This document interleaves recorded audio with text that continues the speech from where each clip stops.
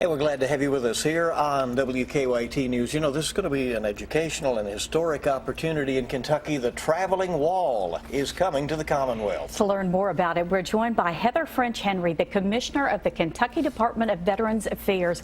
Thank you very much for coming in. This is an exciting thing. Thank you. Well, thanks. It is a very big endeavor to be bringing to the Kentucky Horse Park, and this is the largest of all the traveling Vietnam walls. And this is an educational purpose, but it's also for remembrance and healing as well. We do know that many of our Vietnam veterans and families may never get a chance to travel to the big wall in D.C. And so this is a great way for us to open up one of the Kentucky facilities at the Kentucky Horse Park to be able to honor the men and women on the wall.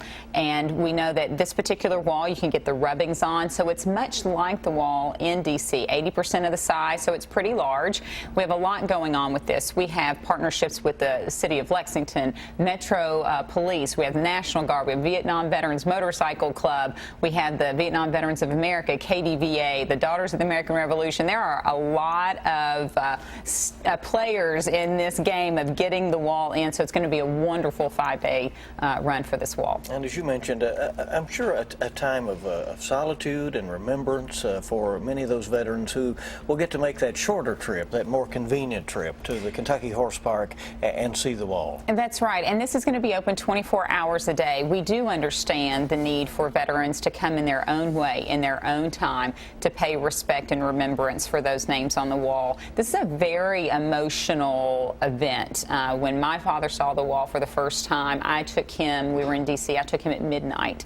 I didn't want any cameras around. I wanted him to be able, if he needed to weep, I wanted him to weep, of which he did. And I think that the wall is different for every single person who comes, and for my family, it is a very personal visit every time I go to the wall. I know several of the names on the wall. I know the stories behind the names on the wall. We will have a book and a locator system for people who need to find names on the wall. And so 24 hours a day we are open. So the wall will be put up on July 9th. It arrives July 8th with a nice convoy of motorcycles bringing it in. On July 9th, it'll be set up from 8 a.m. to about 11:30 a.m. And at noon on July 9th, it opens officially to the public, again, for 24 hours during all of the days that it's here. Our big moment's going to be the opening ceremony on July 10th. And of course, we have some notable speakers coming at 10 a.m. on the 10th, and that's going to be the governor, who's a Vietnam-era veteran.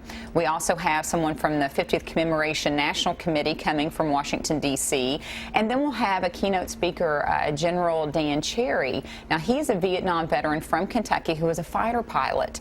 He shot down a North Vietnamese fighter pilot who ejected out of his plane, and for 30 years, General Cherry searched for this gentleman, and they found each other. Wow. And so he wrote a book called My Enemy, My Friend. He's going to be talking and sharing that story. But we have several events throughout the duration of the wall. We also have one for women veterans on the evening of the 11th at 5 p.m. talking about the 8 women on the wall. So it's going to be, there will be something for everyone. Thanks for being here. Thanks for all you do. Thank you.